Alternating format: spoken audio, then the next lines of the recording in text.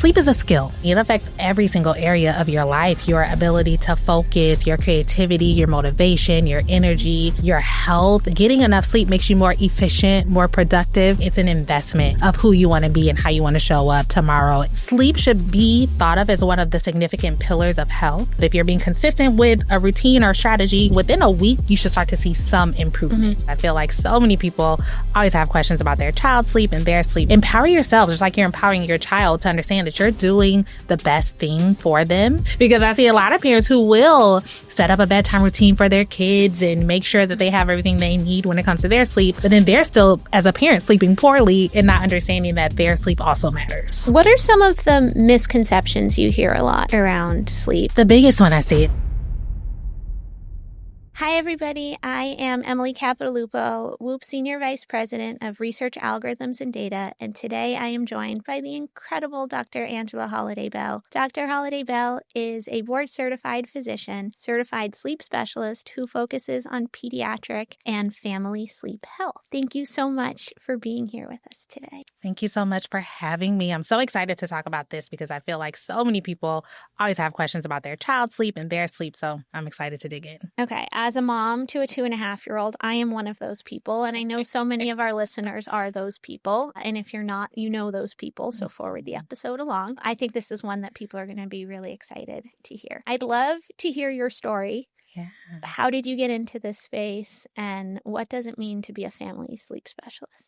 Oh, great question. So I actually got into this space because of my own struggle with insomnia. So I am a pediatrician by training. And as I was going through my medical training, I started to suffer from insomnia. Initially, I didn't have time to sleep because I was working 80 plus hours a week.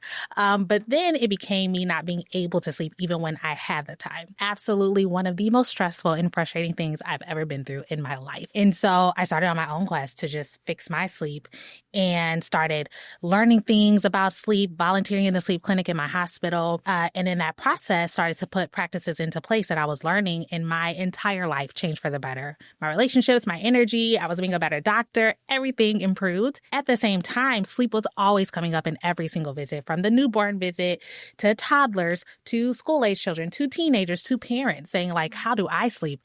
And so I knew that it was about more than just me. I really needed to help everyone sleep. And so much of how you sleep as an adult is impacted by how you slept as a child. If you have children, it's impacted by how your children sleep. So everything is so interconnected that it was hard to focus on just one realm. So for me, it was important to help the entire family sleep because it really is a family process. Everyone does better when everyone is sleeping. Oh, I fully believe that. And so beautiful to hear how you were able to channel your struggle into something so helpful for so many people. So congratulations on that. That's so credible. Before we keep going, I'd love to jump into just a rapid fire list of questions, help people get a sense of where this is going. And so I know this can be tricky, but try to just answer true or false. Okay. You ready? Yes. All right. True or false? Letting your child stay up later will actually help them fall asleep. That is false. True or false? Parents should sleep train themselves too. True. True or false? Blue light affects children's melatonin production even more than adults. True. True or false? Kids who sleep better have stronger immune systems and better behavior. True. Same question for adults. True. True or false? Your own sleep quality as a parent directly impacts how well you support your child's sleep. 100% true. Okay, so what I love about maybe some of the themes that came up in these questions is that it really gives parents maybe some permission to engage in some self-care and to prioritize their own sleep. I think as parents, whether it's easy or you feel pressure to sacrifice your own sleep, and in certain ways you have to, right? If you're nursing a newborn, you're getting up in the middle of the night. But I think a lot of parents do struggle with this. So moving away from just the true or false, now let's get into the meat. Can you help people understand why their own sleep is going to affect their kids' sleep and why this is not selfish to prioritize? Yes, absolutely. You hit the nail on the head. And this is part of why I do what I do and looking at the family as a whole. First of all, again, how you sleep as a child significantly impacts how you sleep as an adult. And for our children, they model our behaviors, right? So if you want your kid to eat healthy, you also need to eat your vegetables. If you want your kid to exercise, you need to show them exercise. Same thing goes with sleep. So if you show your kids that sleep is not important and that you're sacrificing sleep, no matter what you're teaching them for their sleep, they're going to look at the behaviors that you have. In addition, in order to be the most present, best, patient parent that you can be, sleep is a significant part of that because our emotional regulation is significantly impacted by our sleep. So I would like parents first to have the permission that you can rest, that you deserve to rest, and that you actually become a better parent when you do. And your kids are looking at you from the moment that they're born up into adulthood. So you really want to model healthy behaviors that will help them live their healthiest lives in the future as well. I love that. You mentioned that how you sleep as a child impacts how you sleep as an adult. How does that work? So sleep is a skill. And a lot of people don't understand that. You feel like, oh, you're born, of course, you just sleep. Absolutely, there's sleep pressure that builds, and over time you will sleep. But in terms of having healthy sleep habits, it's something that we need to learn. One of the best things you can do for your children is teach them those healthy sleep habits from a young age. A lot of the adults that I see who have chronic insomnia, one of the first things they'll say is, I've always been a bad sleeper. My parents tell me I've never slept well. And that's because they don't learn the healthy sleep habits, and it just gets worse and grows over time. So you really want to implement healthy behaviors and strategies when you're young so that you don't have to undo all of those unhealthy behaviors when you get older. So start young. It will be one of the best things you can do for your children. Okay, so I'm sure our listeners' question is, what are those behaviors and what are the skills that they might be missing? Yeah. So first of all, prioritizing sleep. Like I said, as a family, helping your child to understand that sleep is important. It's not something that you leave as a last minute thing when we're done binge watching our favorite show and scrolling through social media and leaving whatever time is left over for sleep. Is having conversations about the importance of sleep early. When you have a baby, an infant, and into toddlerhood and childhood, setting up specific sleep routines. So having a consistent wake time, a consistent bedtime that is a non-negotiable. This is the time we go to bed. This is the time we wake up. And then having a bedtime routine that coincides with that, right? So a wind down 30, 45 minutes before bed where you're doing the same relaxing activities and preparing your child for sleep. And again, during that time, talking to them about why this is important, why sleep is important. You're going to learn better. You're going to feel better the next day. So it's really prioritizing and setting up those healthy habits. Let's say people are listening to this and they're saying, oh, I tried to do that and it's not working. What are the things that are behavior, and you're a pediatrician? What's the moment where we're struggling with sleep and it's actually you need to go see a pediatrician or access a more clinical evaluation moment? That's a great question. And when it comes to kids, it really depends on their age and developmental stage, because what we expect from them is going to be a little bit different at each stage. But to speak broadly to that, whether you're dealing with your child's sleep or your own sleep, I always say have a very low threshold to seek help. Sleep should be thought of as one of the significant pillars of health. So if you were struggling with anything else, if you were to walk out this room and fall and break your leg, you're going to go to the hospital, right? Because you need your leg to be working properly for you to function properly. Same thing goes for your sleep. So if you are struggling with your child's sleep, if you're struggling with your sleep, absolutely bring it up to your pediatrician. You don't have to wait a certain amount of time. Same thing goes for yourself. As pediatricians, we do have some knowledge around sleep. Not all of us are sleep trained, the way that I am, and I've sought additional education on that. But definitely you can be given adequate resources or referred to the person that can give you more help. But I say have a low threshold. If you're struggling, go ahead and bring it up. I love that message because, you mentioned during our rapid fire true and false section that it was true that sleep affects immune systems and that a lot of behavioral issues get exacerbated by poor sleep. And so sleep isn't just about are you tired or not, it's about whole body health. And absolutely. I think it is important. I think culturally there's good reasons for this, but we treat medical professionals with a lot of reverence, and people try to solve issues by themselves. And it's worth remembering that these are resources there to help you, and we shouldn't struggle with sleep by ourselves for too long. So 100%. You heard it from a pediatrician. She says make an appointment. Low barrier. Absolutely. I just want to make this really practical for people because I think this is really important. What would be the try ABC, and if that doesn't work, call me? Like, what would that look like? Let's start by age. So in the infant sleep period, first of all, understanding what to expect. So for the first 3 months, like you said, babies are going to wake up to feed all throughout the night. They need to do that. You're just following their hunger cues and their sleepy cues. You try your best to get the best quality of sleep during that time period that you can. But then after that, there are things you can put into place to train them, teach them what to expect, whatever you want to call it, to sleep. Generally speaking, with consistency, most things, even for a toddler or older child, within a week, you should start to see some improvement. Now, there's going to be variations depending on the tactic that you use. But if you're being consistent with a routine or strategy, and within that week, you're not really seeing change, then definitely bring it up to your provider to talk about some of the strategies. Okay, I like that. We've talked a little bit about how sleep is a skill, and this is true for children and adults. What are the ways in which childhood sleep actually is different from adult sleep, and therefore where parents might be misunderstanding or confused about what they're seeing? Yeah, so starting in infancy, first of all, the architecture of sleep in infancy is very different than that of an adult. Infant sleep, especially for the first 3 months, is broken up into 2 separate stages. You have REM sleep, which is also known as active sleep, and then you have non-REM sleep, which is quiet sleep. And babies actually spend about 50% of their time in each of those stages. As they get older and transition beyond the 3-month period, then their sleep architecture starts to break down a little bit more like adults, where that non-REM sleep is broken down into 3 separate stages. And then they have that REM sleep. And then they're slowly spending less and less time in the REM sleep. And closer to about 5 years of age, their sleep architecture and the time spent in each stage looks more like hours. This is important to know because as babies are making that transition from the newborn sleep architecture to infant sleep architecture, that's when we start to experience changes like the 4-month sleep regression, and they're waking up more often because they're awakening between these stages that they're now going through.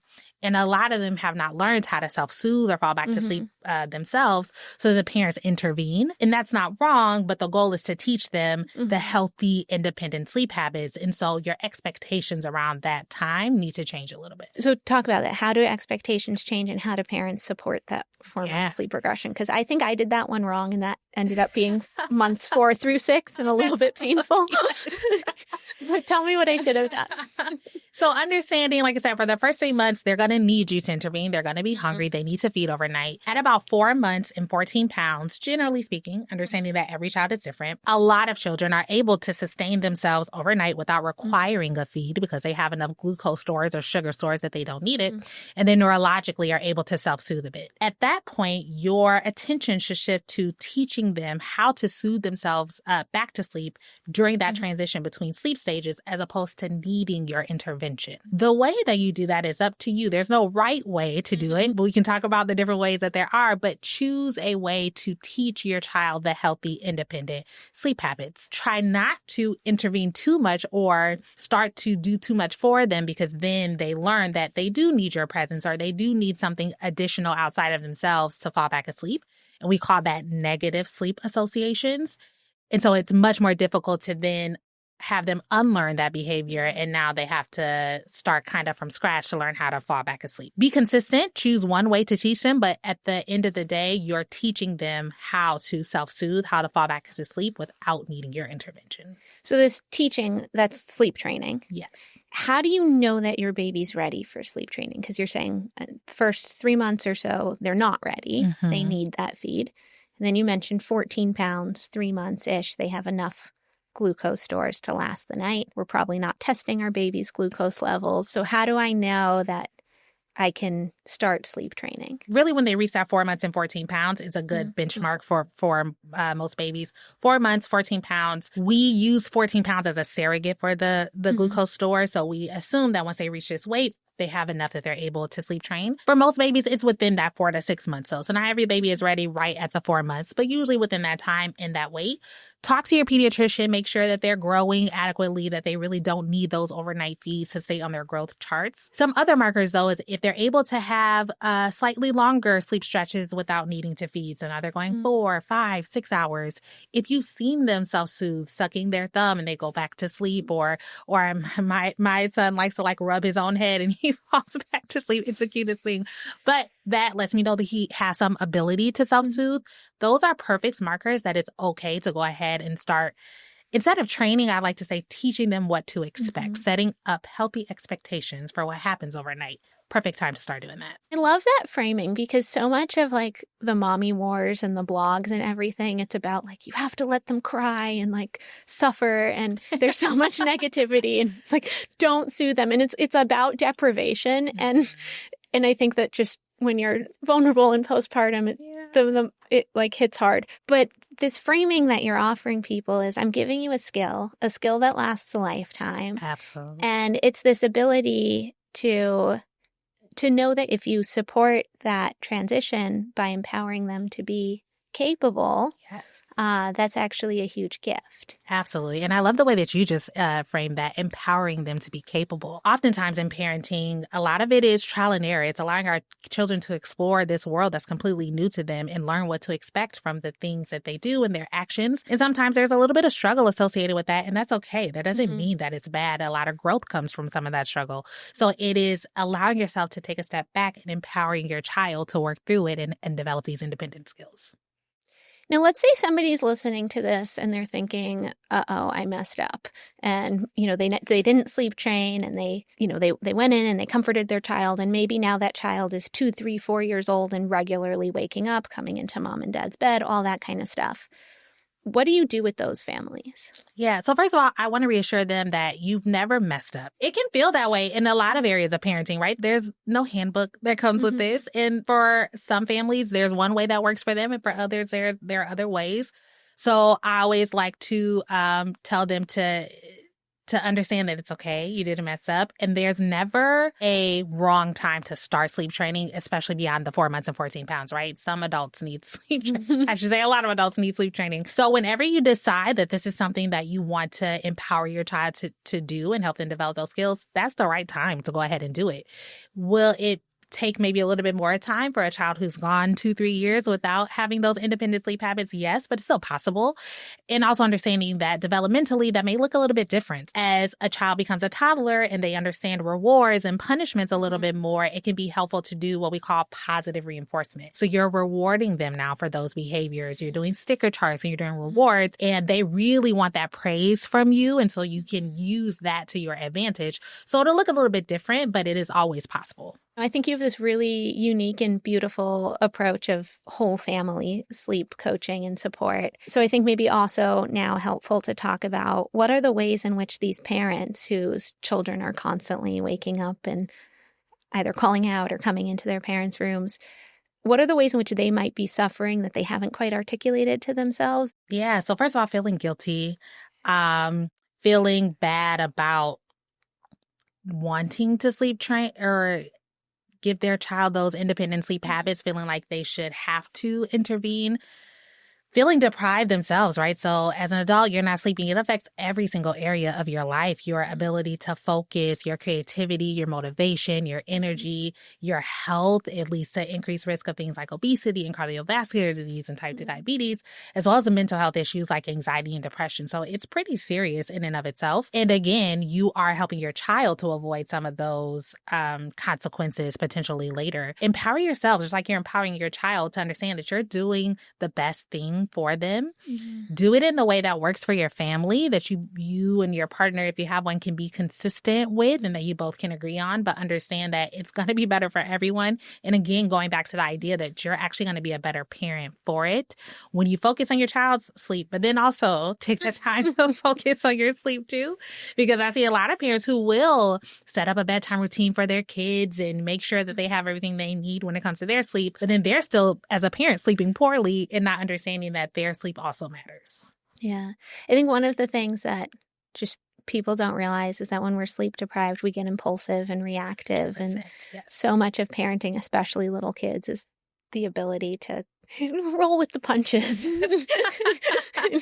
not get too upset by the crazy things that toddlers will inevitably get into.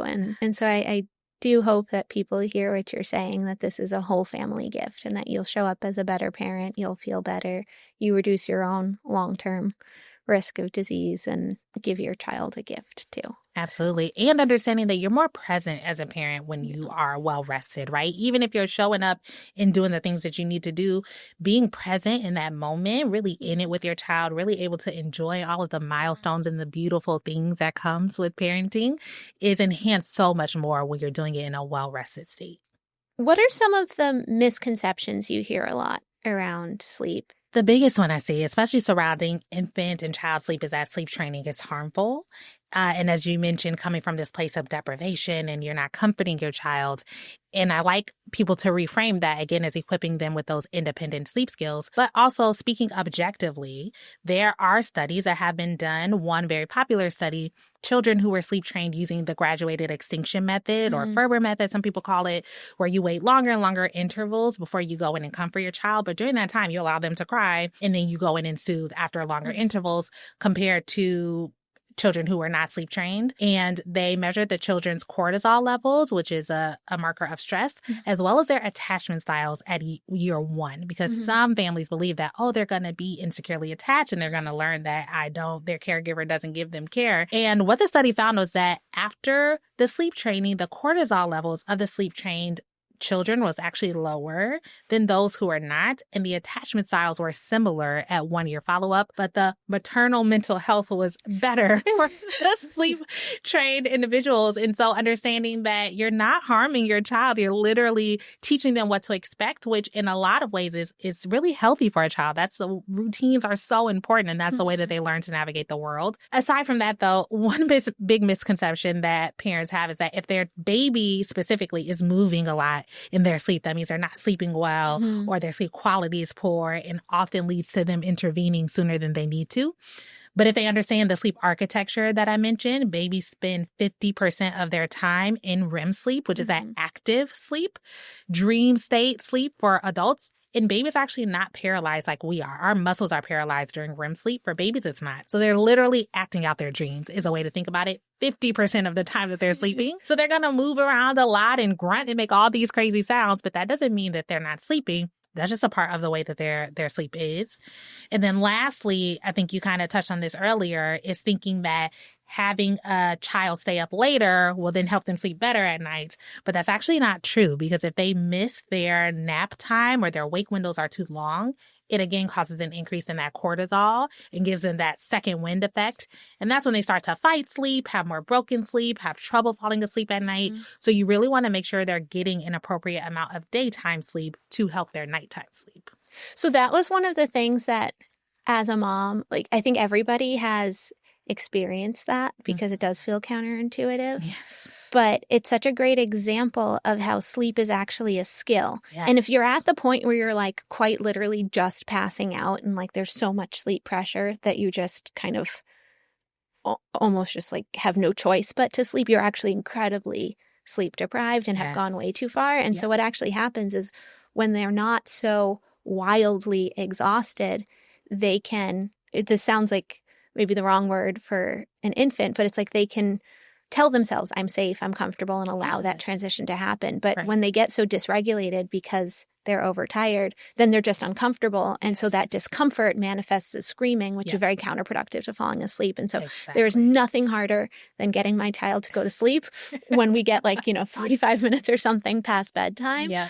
And you'd think oh, she should be really tired, this will be easy. And it's a little counterintuitive, because going to the playground and running around is great for sleep. Yeah. Staying up late for her, terrible for sleep. And it's that dysregulated when she's I'm uncomfy, and I'm uh-oh, I'm screwed.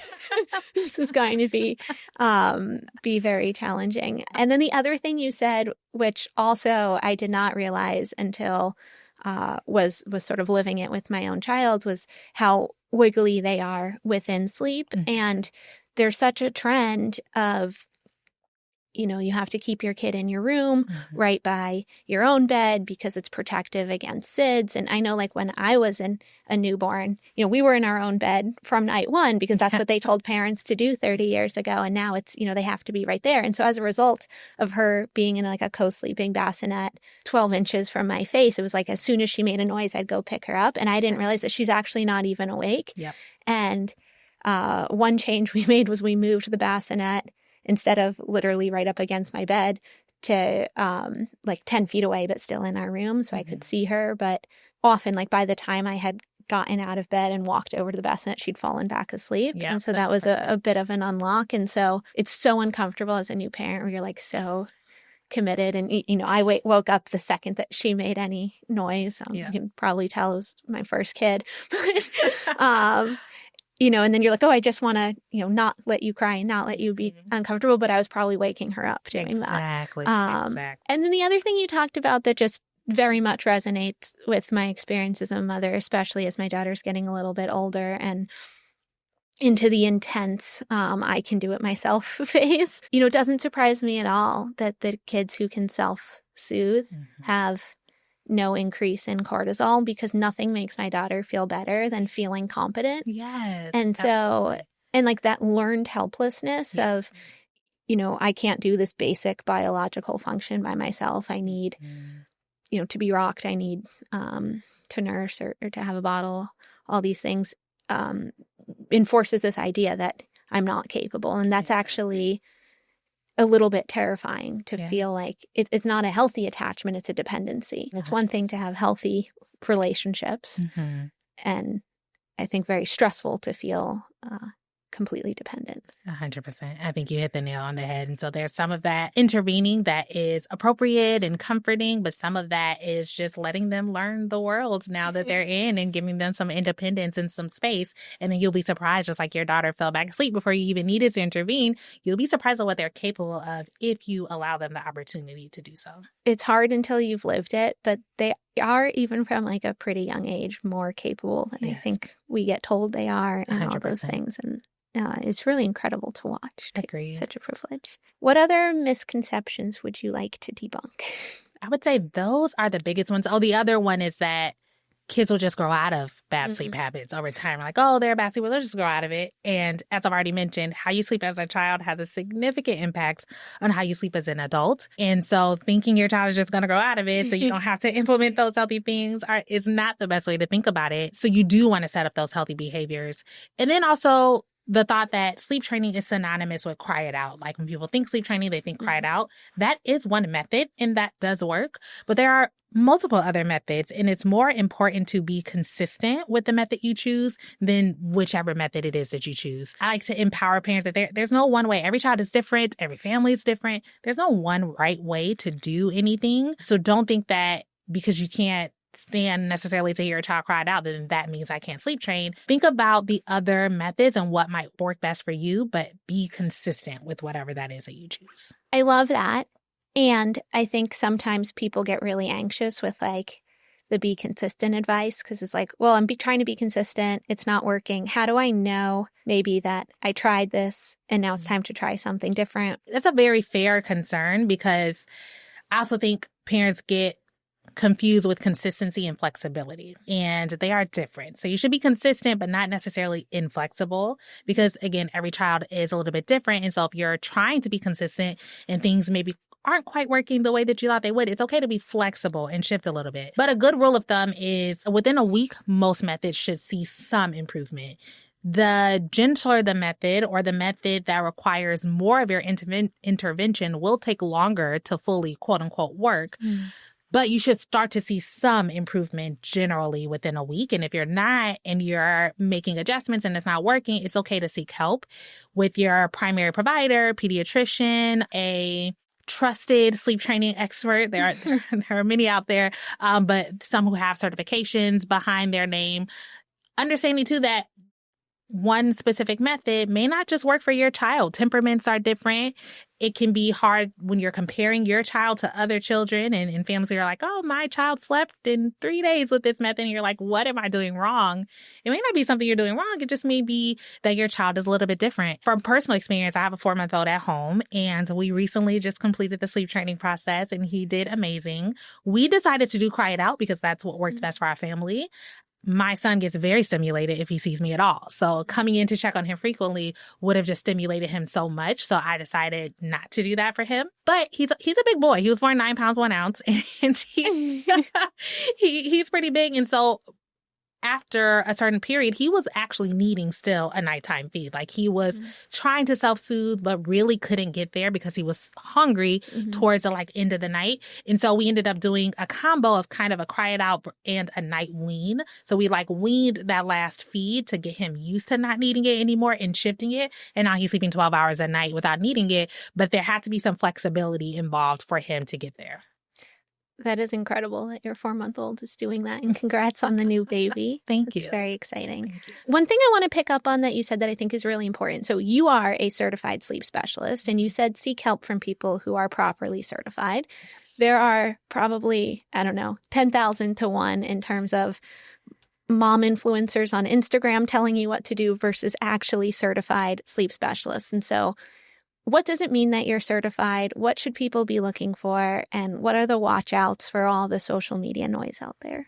Oh, that's a hard one. So first of all, a physician, your pediatrician is going to be the best, highest source, I would say, in terms of either helping you themselves or recommending someone who is going to have the credentials to back up what they're saying. So I would say start there. Then there are people who are certified. So there are so many different certifying, like I'm certified by the Board of Registered Polysomnographic Technologists. It's like a very high board. It doesn't have to be that case. There are people who are just certified in sleep training.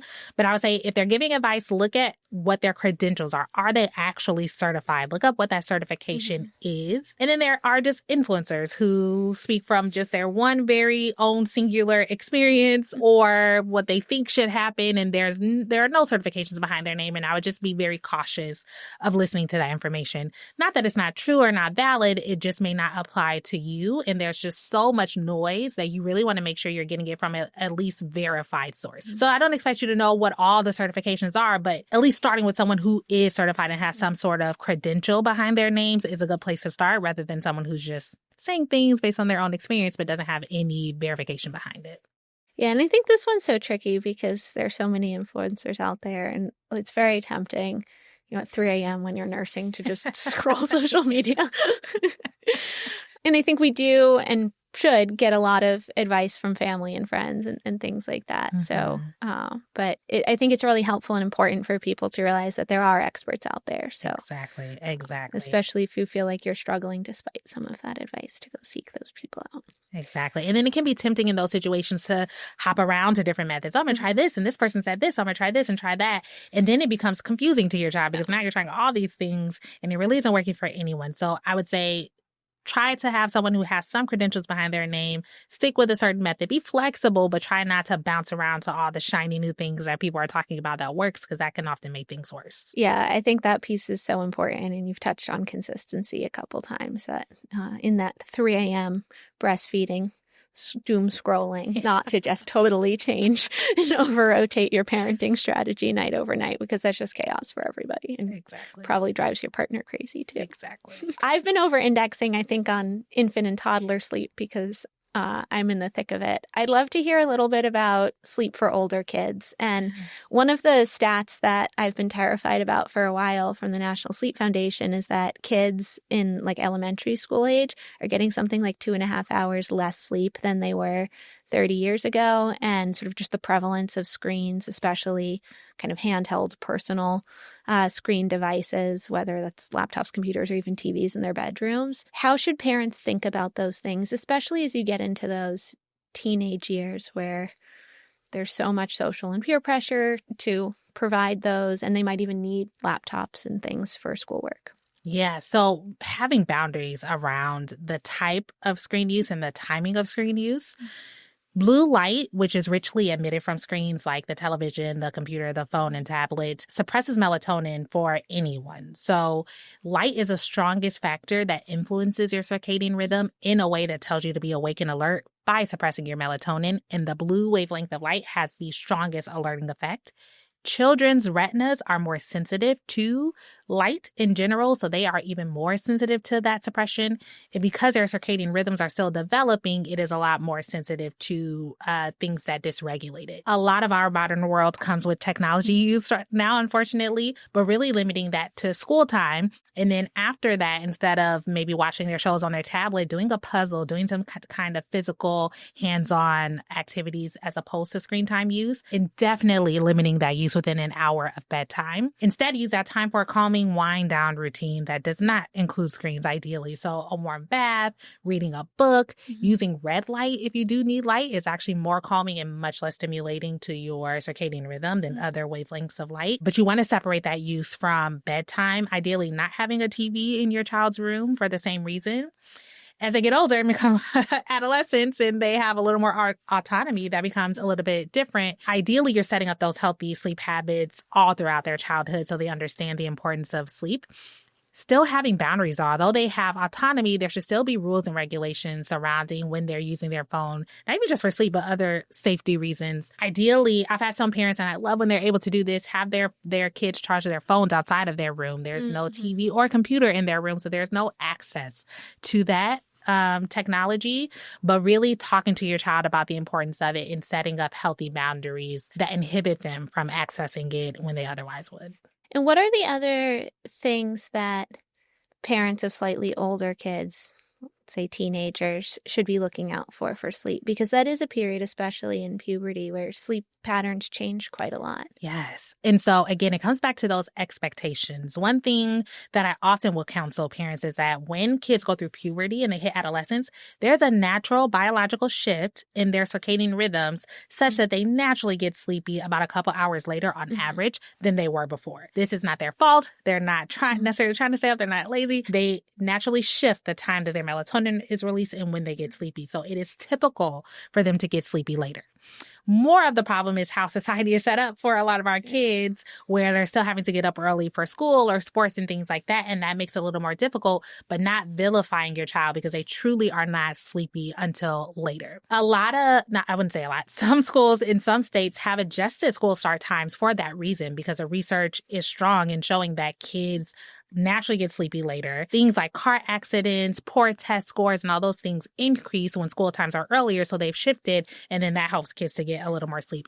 If that's not the case, though, you want to help your child slowly adjust their circadian rhythm as opposed to saying, oh, well, you just need to go to sleep at 9 when they're literally not capable of doing that. So if they're falling asleep naturally, let's say midnight, let's say a couple days, you have them try to go to sleep at 11:45 and then 11:30 and then 11:15, slowly adjusting so that their bodies and their circadian rhythms can get used to the time change as opposed to having them try to fall asleep right away. Meeting children where they are. So what I found works for me when I'm talking to adolescents about sleep is helping them understand that their sports performance will decrease if they're not getting enough sleep. They're much more likely to break bones during sports activities if they're not getting enough sleep. They're less likely to do well on tests and scoring in terms of getting into college and doing what they want to do.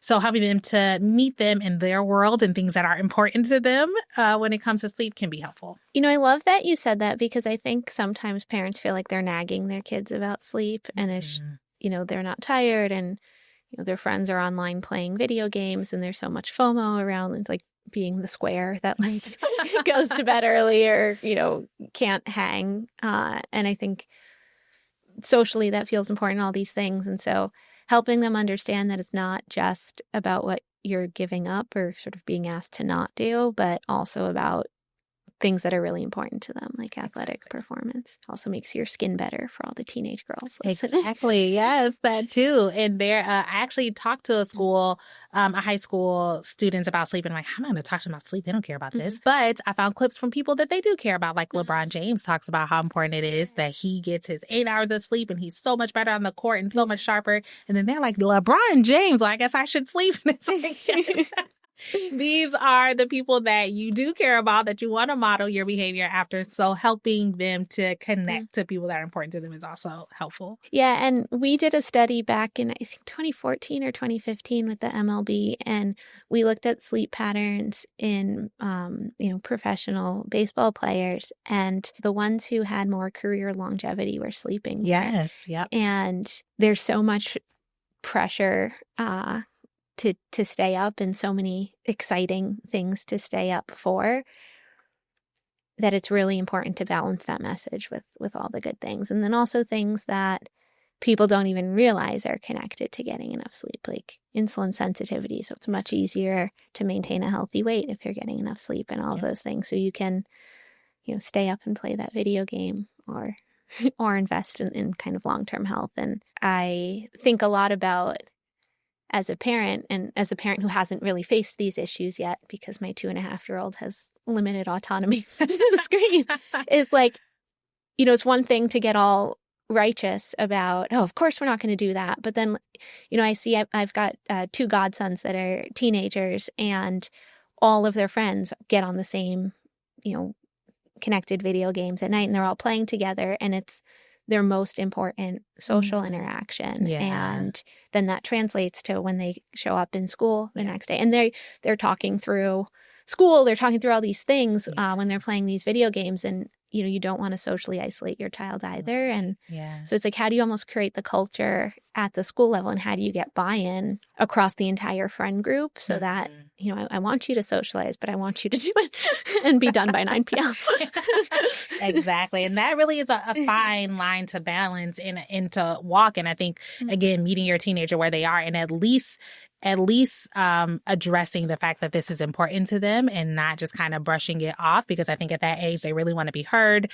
Their friend group is one of the most important social factors in their lives. So at least addressing the fact that that is important to them, talking to them too, helping them. I always counsel parents to come up with a plan together, ask them what things that they can adjust and change, because there's way more buy-in when they feel like they're also helping than when they're just being told what to do. So really get their buy-in and come up with a plan together. I love that advice. And I think so often kids, like I said earlier, they're so much more capable of understanding than we sometimes give them credit. And I do think that you can empower them to be a part of that story. Yes. The other thing that I think is helpful for people to realize is that it takes 2 nights of good sleep to go, this is what was available to me that whole time. And so I think people envision that it's going to be this horrible struggle forever because the one time you were strict, it was a horrible struggle. Yeah. But as soon as the system realizes, I could feel like this every day, it becomes much easier to make that choice. Absolutely. And I think the same goes for adults. So many adults are sleep deprived for so long that they don't even remember what it feels like to be rested in the first place. And it's hard to seek a feeling that you don't remember. So focusing on sleep, even for just a short time and realizing everything is literally better when I'm well rested makes it more likely that you'll continue to do that in the future.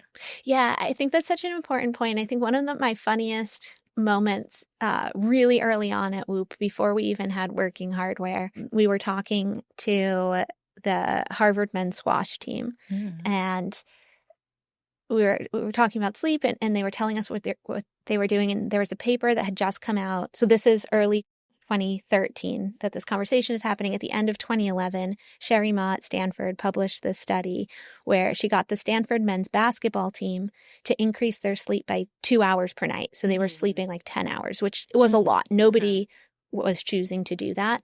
And they didn't have a single sick day that season. Their free throw percentage went up. Yeah. They had their best season in years. It was there was all these things that happened. It was just a total, and their GPAs went up. We should link the study in the show notes. Yeah, that's amazing. And then she had a follow-up study a couple of years later. But we were talking about this study with the Harvard men's squash team, and nobody had told them before that they weren't getting enough sleep. They were all kind of doing the same thing. And sleep is something that we normalize for ourselves. We normalize across each other. And this is a group of Division I athletes at an academically rigorous and athletically rigorous program. So they're really burning the candle on both ends, working hard in school, working hard and so they really weren't getting enough sleep. And we just challenged them. We said, here's the data from Dr. Ma's study. Yeah. Try it. Just nobody had told them that they were bad at sleep before. They've only been told they're great at everything, right? D1 athletes at Harvard. We used to buy them pizza once a month to give us feedback on this is how we built Whoop in the early days. Some inside secret sauce. And they were yeah, I feel so much better. And they went on to win the championship that year. And we absolutely can't take full credit for that. But I do think that it's a factor to understand 100%. That this is important. And because it's very easy and we're very good at adapting to imperfect situations, is incredibly protective behavior in a lot of ways, but it does blind us to what's possible. And Absolutely. So I get told all the time by people your sleep score is so annoying because I get 5 hours of sleep a night and it's all I've ever needed. And I just don't need more and Whoop should figure that out. And I'm I promise you, go get 7 hours for 3 days and tell me that that's not better. Exactly. And they're you're wrong, you're wrong, you're wrong. And I'm try it. And the people who have taken us up on it, they're oh. And now they're annoyed at us because it's inconvenient that they need to figure out where those 2 hours are going to come from. But, I think there's so many versions of this, right? Stop eating junk food, stop drinking alcohol, give it a week and tell me you don't feel better on the other side of that. Start strength Exactly. training. Tell me you don't feel better. And I think like you get used to not feeling good. Yep. And That becomes your new baseline. yeah. And, you know, for all of our sakes, it's great that we don't just feel like crap all the time because we'd be so dysfunctional. But when you have room in your life to like explore these higher planes of functioning, it's worth trying it. And I guess I really want to leave people with that for themselves and for their kids, that if you're truly this person who only needs 5 hours of sleep, and I honestly haven't met that person yet, but if you exist, you'll try my experiment for 3 days and realize you were right. And I will be the first to tell you I was wrong. But it's incredible what you can unlock when you unlock it. Absolutely. And getting enough sleep makes you more efficient, more productive. And so people view it as losing time, but you're gaining productivity by spending time sleeping. It's an investment of who you want to be and how you want to show up tomorrow and so on. So people always start like, I don't have time to sleep that much. But like you do, most of the time when I look at people's schedule, I'm like, actually, if we just rearrange these things or took a couple things out, you do. But also you'll find that you don't need as much time to do all the other things when you're well rested because you do it so much better. I think that point is so important, right? It's that it's not just go find this time and sacrifice and lose the time for everything else. It's that everything else is easier. Absolutely. So go make your life easier and you'll get more life. Yes. Yes. It's very geroprotective and longevity promoting. So switching gears just a little bit because we're Whoop, I'd love to get your take on sort of the role of wearables and sleep tracking, especially for parents and kids, and how to think about that, especially as we want to respect privacy, but maybe also interested in the data. Yeah, I think it can be helpful if used appropriately, particularly for babies, infants, toddlers, when they have different wake windows and you're trying to like do this mental math all the time. Like, how long have they been up? Should they be going to sleep? How long are they sleeping at night? That can be difficult and mentally taxing in and of itself. So if you have something that's tracking that for you, it just makes it a little bit easier for you to make adjustments and see what's working. I think to use it holistically, to look at patterns. So when they've gone to the playground, they slept, 8 hours and there was less of a struggle and they fell asleep within this time, really picking out those things can be helpful and can help you adjust the next steps. Not getting so caught up, especially in kids though, in the minutia and wanting to have perfect sleep every time, similar for yourself, because that can create a little bit of anxiety in and of itself. But I think having those numbers, taking away some of that mental strain that comes with like trying to keep up with everything yourself and using it to pick up patterns and make adjustments can be really, really helpful in ways that I don't think a lot of parents may even realize. As we wrap up, one final message to all the parents and maybe even some older teens listening to this. What do you want everybody to know? To parents, first of all, you're doing a great job. No matter what you're doing a great job. Parenting is not easy, but understand that you deserve to sleep. Your sleep is important. Having a child does not make your sleep less important. And that one of the best things you can do for your child from a physical, developmental, and emotional standpoint is to gift them with healthy, independent sleep habits and model that for them yourselves. So don't feel guilty for doing that. It's one of the best things you can do. You all deserve it and we'll all be healthier for it. I love, love, love your message and the wording around gifting it to your kid and removing all guilt from the Ferberizing or the sleep training and all of that. I wish we had met when I was at the beginning of this parenting journey because everything you've shared has been incredibly helpful. Thank you. For parents listening who want more of you, where can they find you? The best place is my website, thesolutionissleep.com. It has ways to get in touch with me, ways to utilize my services. And I also say on Instagram at thesleep_MD. I give very bite-sized tidbits, educational pieces for the entire family to help you get better sleep. And again, in a world where there are lots of voices and lots of noise, I try to be that credible source. So either of those two places would be the best. Love that. Thank you so, so much, Dr. Holliday-Bell, for being on the podcast. Thank you again for having me.